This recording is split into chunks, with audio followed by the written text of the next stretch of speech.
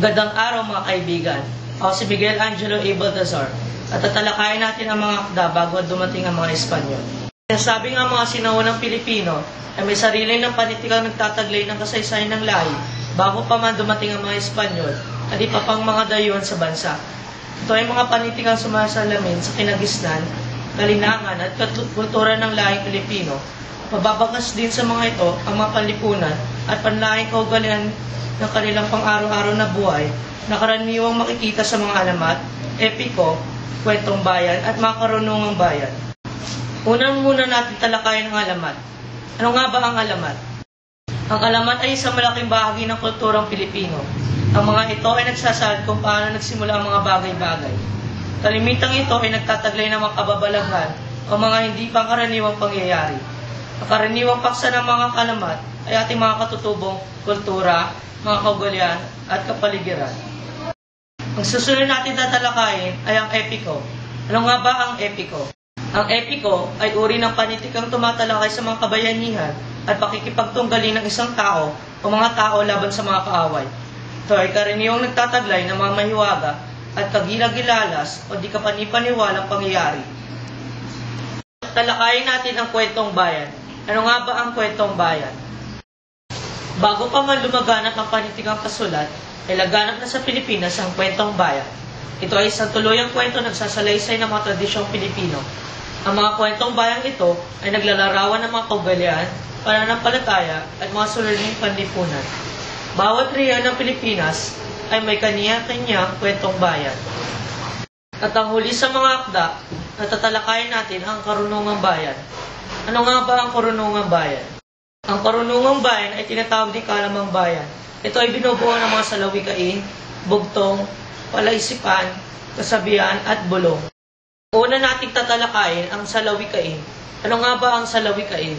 Ang salawikain ay nakagulian ng sabi na nagsisilbing batas at tuntunin ang kagandahang asal ng ating mga ninuno na naglalayong mangaral at akayin ang kabataan sa pagkakaroon ng kabutihang asal.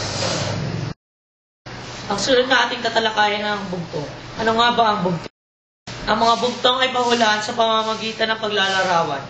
Ito ay binibigkas ng patula at may 5 hanggang 12 pantig. Ang mga Tagalog ang pinakamayaman sa bugtong. Ngayon, alamin natin ang ibig sabihin ng palaisipan. Ang palaisipan ay nasa anyong tuluyan na kalimitang gumigising sa isipan ng mga tao upang bumuo ng isang kalutasan sa isang suliranin. Ngayon, alamin natin ang ibig sabihin ng kasabihan. Ano nga ba ang kasabihan? Ang mga kasabihan ay karaniwang ginagamit sa panunukso o pagpuna sa kilos ng isang tao. At ang huli nating tatalakayin ang bulong. Ano ba ang bulong? Ang bulong ay mga pahayag na may sukat at tugma na kalimitang ginagamit ng pangkulam o pangontra sa kulang, engkanto at masamang espiritu.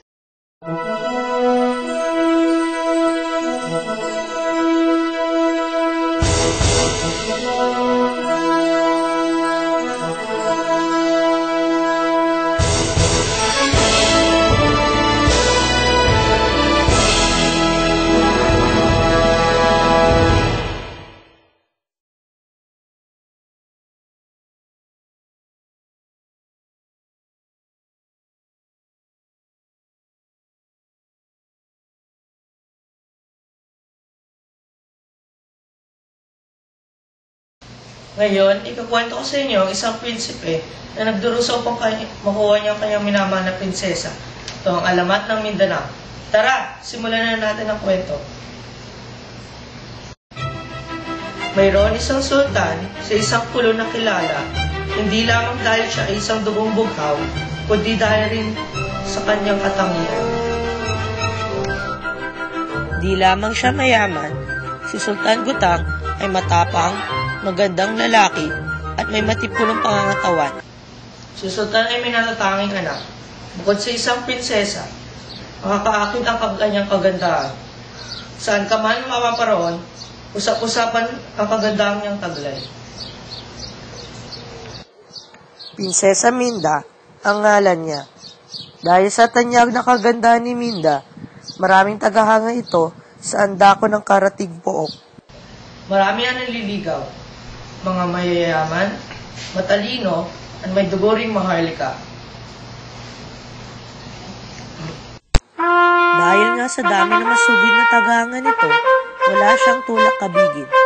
Kaya minarapat ni Sultan Gutang na magkaroon ng isang pagsubok upang malaman kung sino ang higit na mapalad at karapat dapat sa kanyang anak na si Prinsesa Minda.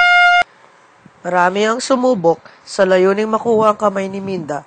Halos lahat ng sumubok at nagwagi sa una at ikalawang pagsubok, ngunit nabigo sa ikatlo. Ngunit, may isang prinsipe nag-aasam-asam na sumubok sa mga patakaran ng nasabing sultan.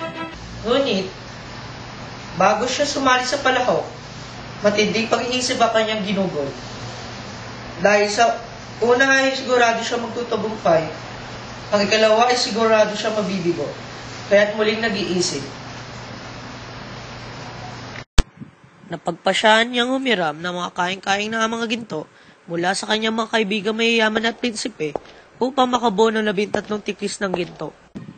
Lalong nabuhay ng loob ang prinsipe sa mga pagkakataon na kapag nagkakatinginan sila ng prinsesa ay para na rin siyang umahanga sa kanya dahil di kailang kagandahang lalaki ng prinsipe at kagigisigan. Nabati ng prinsipe na may pagtingin din ang prinsesa. Sinimulan na ang unang pagsubok kay Prinsipe Lanao sa pagsasalaysay niya sa kanyang mga ninuno mula sa umpisa hanggang sa 10 henerasyon. Agad sumunog ang ikalawang pagsubok. Tinanong ng sultan kung gaano karami ng kanyang dalang ginto. Agad siyang sumagot na 13 kaing. Walang duda ang tagumpay ni Prinsipe Lanao sa ikalawang pagsubok dahil 7 lamang tikis na ginto mayroon ng sultan. Ang huling pagsubok ay din pinabatid sa prinsipe kung ano ang dapat na sumunod niyang gagawin pagganap ng mapasakamayamay-mayuming si Prinsesa Minda. Pagtulay sa lubid ang ikatlong pagsubok. Pagtulay sa lubid na kapag ikaw ay nahulog sa isang malalim na bangin, ay sigurado ay iyong kamatayan. Subalit lingid sa kalaman ng binata na kaya pala ay pinagbabukas pa ay upang mapagandaan din ng sultan ang gagawin patibong upang ang prinsipe ay hindi magtagumpay. Pinagpabukas pa ang uling pagsubok upang makapaghinga ang binata. Kaagad na lumisan si Prinsipe Lanao upang makapagpahinga at mapag-aralan ang kanyang plano para sa darating na pagsubok kinabukasan. Subalit si Prinsesa Minda ay may nabalitaan na may patibong na ilalagay ang mga tauhan ng sultan upang mahulog ang prinsipe. Agad na pinasiyasan ni Prinsesa Minda kung ano ang ilalagay ng patibong. Napag-alaman ng katulong, nakakabitan ng tali ang lubid na tatawiran ng prinsipe na siyang magiging dahilan ng pag-uga ng lubid na magiging dahilan ng pagkahulog ng prinsipe. Dahil sa nabati na patibong, kaagad na tinanggal ang mga katulong ang patibong upang walang maging balakid sa pagtawid ng buting prinsipe. Pagdating umagahan, ay naganap ang pagsubok na siya namang pinagtagumpay ng prinsipe. Walang nagawa ang sultan, kundi ito pa rin ang pangakong kasalan.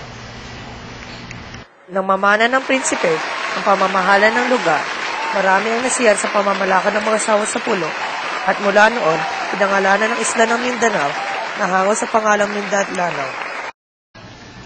Mga kaibigan, ang aral na natutunan natin sa kwentong ito ay pagmamahal. Dapat natin tibayin ang ating pagmamahal, lalo na sa ating kapwa. Gayahin po natin si Prinsipe Lanao na lubos na minahal ang kanyang minamahal na prinsesa. Huwag na po natin gayahin si Sultan Gutang na nandaraya upang hindi mawali sa kanya ang minamahal niyang anak. Maraming salamat kaibigan sa pakikinig at magandang araw po muli.